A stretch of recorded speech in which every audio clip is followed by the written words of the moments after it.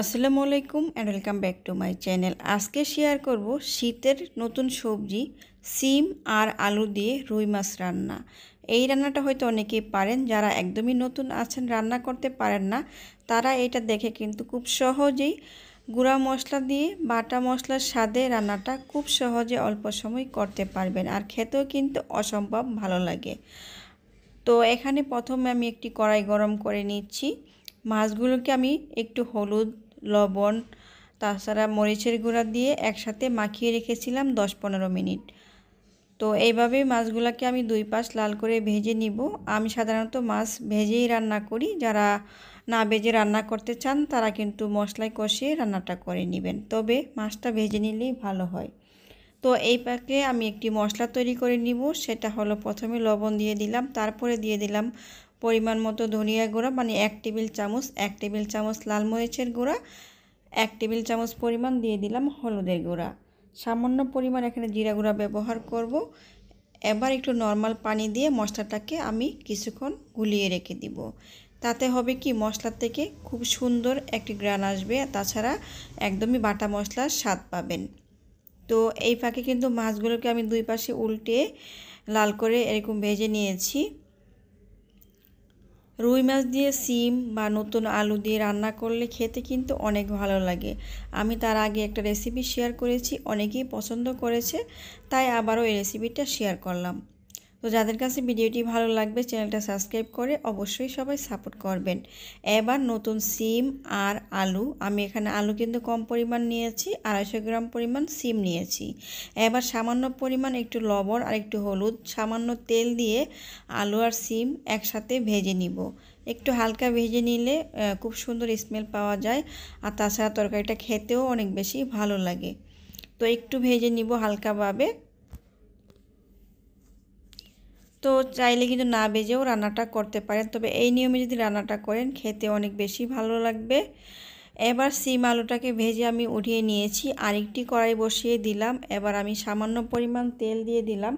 আমি কিন্তু কম মশলা বা কম তেলে রান্নাটা করি, তো আপনারা আপনাদের পরিমাণ অনুযায়ী দিয়ে দিবেন। এবার দিয়ে দিচ্ছি হাফ কাপ পেঁয়াজ কুচি, তার সাথে কয়েকটি কাঁচামরিচ কেটে দিয়ে দিলাম। এবার ভালো করে একটু ভেজে নিব। পেঁয়াজটা একটু নরম হয়ে আসলে এখানে আদা রসুন বাটা অ্যাড করব 1/2 টেবিল চামচ পরিমাণ। এবার আমি 1/2 টেবিল চামচ আদা রসুন বাটা দিয়ে দিলাম, ভালো করে একটু মিশিয়ে তেলের সাথে ভেজে নিব, তাতে কাঁচা গন্ধটা চলে যাবে। এবার যে আগে মশলাটা আমি রেডি করে রেখেছিলাম এই মশলাটা এখানে সম্পূর্ণটাই দিয়ে দিলাম। সামান্য একটু পানি দিয়ে দিব তার সাথে, দিয়ে ভালো করে এই মশলাটাকে কিন্তু কষিয়ে নিব। যত ভালোভাবে সময় নিয়ে আপনি মশলাটা কষিয়ে নেবেন আর রান্নাটা কিন্তু ততটাই ভালো হবে। তো আমি একটু পানি দিয়ে দিলাম। এবার আমি চুলার আঁচ কমিয়ে রেখে এই মশলাটাকে খুব ভালো করে কষিয়ে নিব। তো মশলাটা কষানো হয়ে গিয়েছে, এ পর্যায়ে আমি আগে থেকে ভেজে রেখেছিলাম সিম আলু এটা দিয়ে দিচ্ছি। একটু মিশিয়ে নিব মশলার সাথে। খুবই সহজ এই রান্নাটা, হয়তো অনেকেই পারে, তবে আমি যেভাবে বাসায় করে থাকি সেটা শেয়ার করছি। যাদের রান্না করতে খুব কষ্ট বা পারে না, একদমই নতুন বা খাবারের মজা হয় না, তারা কিন্তু এই রান্নাটা দেখে করে নিতে পারেন। এবার আগে থেকে ভেজে রাখা মাছগুলো দিয়ে দিলাম, ভালো করে মিশিয়ে নিয়ে এখানে ঝোলের জন্য পানি দিয়ে দিব। আমি এই রান্নাটা একটু ঝোল করেই করব, যার কারণে পানির পরিমাণটা আমি আমার ইচ্ছা মতো দিচ্ছি। তবে সিম আলু কিন্তু সিদ্ধ হয়নি, সিদ্ধ হওয়ার জন্য অবশ্যই এখানে পানি ব্যবহার করতে হবে।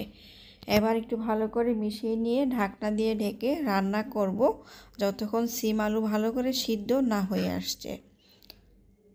তো কিছুক্ষণ পর ঢাকনাটা সরিয়ে নিচ্ছি, রান্নাটা কিন্তু হয়ে আসছে, এখানে ঝোলটাও কিন্তু কমে গিয়েছে।